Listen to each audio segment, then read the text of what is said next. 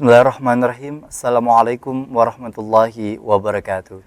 Alhamdulillahirrabbilalamin. Terima kasih bagi para pemirsa yang sudah setia menyaksikan program kita hari ini, yang alhamdulillah atas izin Allah kita kembali menyapa dalam program Majelis Sore, majelis kita semua.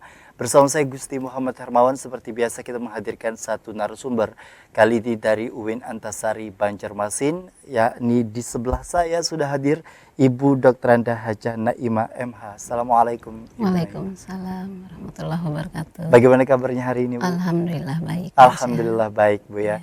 Masya Allah. Kita hari ini tema yang kemudian juga dibahas dalam Majelis Sore episode kali ini, pemirsa, peran perempuan dalam pemberdayaan ekonomi syariah. Nah, untuk membuka rangkaian acara kita pada hari ini, kami persilakan kepada Ibu Naimah menyampaikan terlebih dahulu seperti apa gambaran tema yang akan kita bahas. Terima kasih. Assalamualaikum warahmatullahi wabarakatuh. Waalaikumsalam. Apa kabar pemirsa Duta TV? Alhamdulillah, bersyukur kepada Allah hari ini kita bisa bertemu untuk bersama-sama mengkaji ilmu tentang ekonomi syariah. Salawat salam tercurah pada junjungan kita Nabi besar Muhammad Sallallahu Alaihi Wasallam. Masalah ekonomi tidak bisa terpisah dari kehidupan kita sehari-hari. Apalagi perempuan. Perempuan itu sangat dekat dengan ekonomi. Ya, hampir setiap saat tidak bisa pisah dengan ekonomi, di mana perempuanlah yang mengatur keuangan di rumah tangga. Betul. Jadi kalau perempuan bisa menyusun keuangan di rumah tangga, maka rumah tangga itu pun akan keuangan rumah tangga akan teratur. Nah, kalau sudah di rumah tangga teratur, maka negara pun akan makmur ya. Karena ekonomi syariah, kita kaitkan dengan ekonomi syariah. Ekonomi syariah itu kan sama seperti ekonomi biasa. Namun ekonomi syariah itu kembali kepada prinsip-prinsip ilahiyah. Nah, jadi apapun yang kita lakukan, transaksi-transaksi yang kita lakukan itu harus sesuai dengan prinsip-prinsip syariah.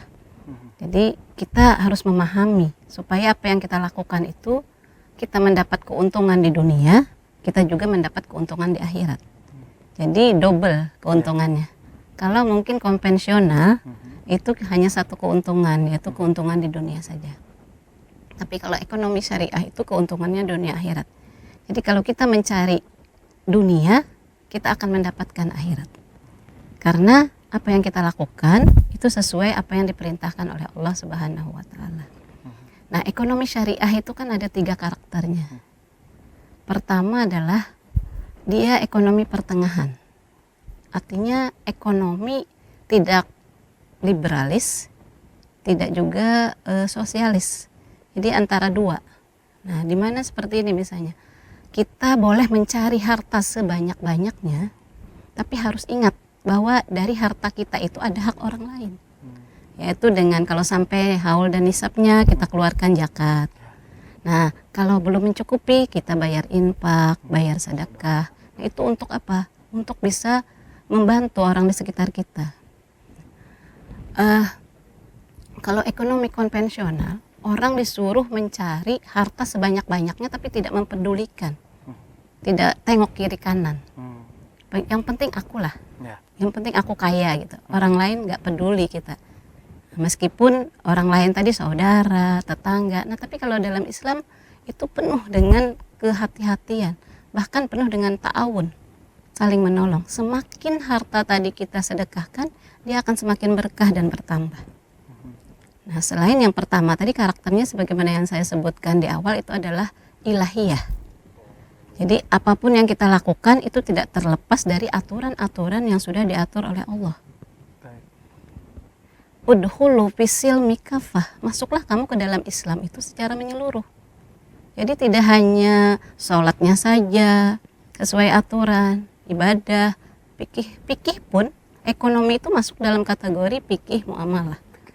Jadi penuh dengan aturan-aturan meskipun secara global diatur. Jadi tidak rinci. Nah, nanti urusan dunia itu diserahkan kata Nabi kepada umatku. Jadi kita yang lebih tahu, cuman dalam hukum itu diatur rambu-rambunya. Misalnya antarodin minkum. Nah, itu harus kalau kita bertransaksi harus dengan keridoan. Keridoan kedua belah pihak, tidak memaksa sana. Kemudian yang ketiga karakteristik dari ekonomi syariah itu adalah berkeadilan.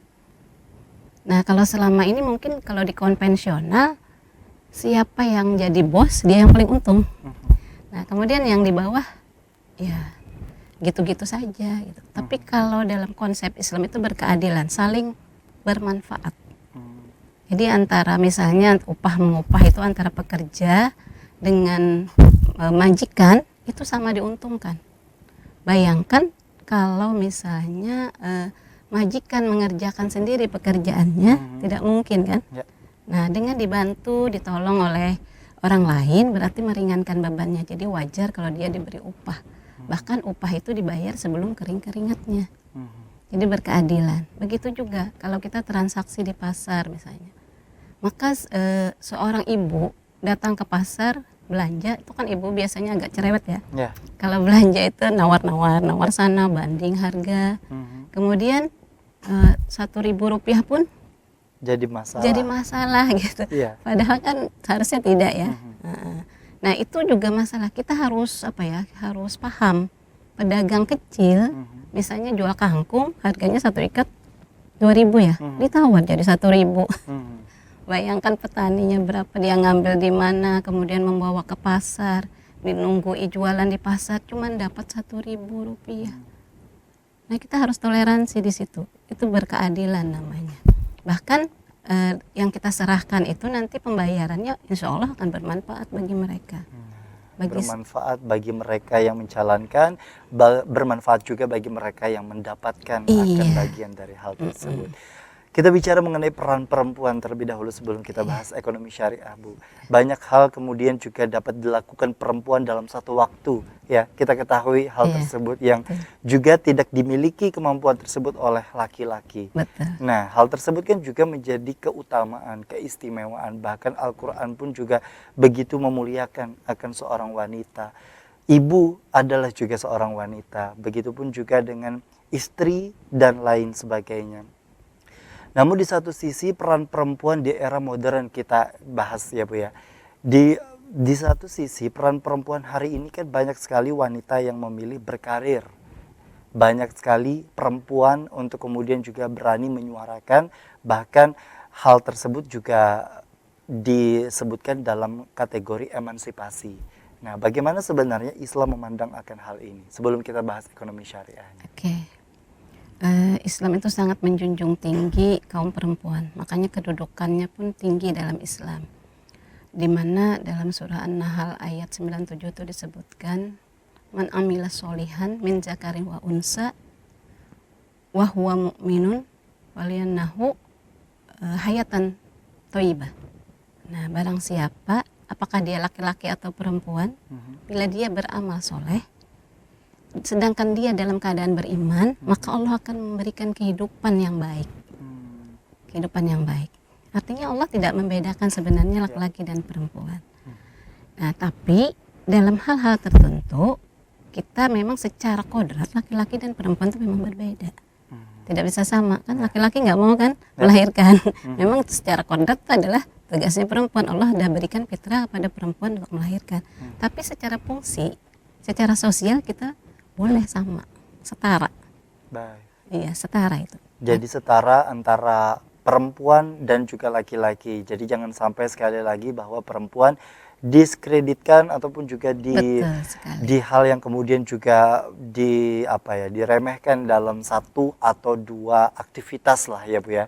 Karena dalam kodratnya sebagai perempuan, dan laki-laki juga jangan merasa superior atau merasa lebih hebat dibandingkan dengan si perempuan. Nah, ini menarik sekali, nanti akan kita bahas seputar ekonomi syariah terutama dalam peran perempuan yang kabarnya memang kalau kita bisa bilang begitu ya, di dalam sebuah hubungan suami istri, menteri keuangannya dipastikan adalah istrinya. Nah, bagaimana Islam menanggapi akan hal ini? Tentunya akan kita bahas bersama dengan narasumber kita hari ini, tentunya dalam program Majelis Sore, Majelis Kita Semua.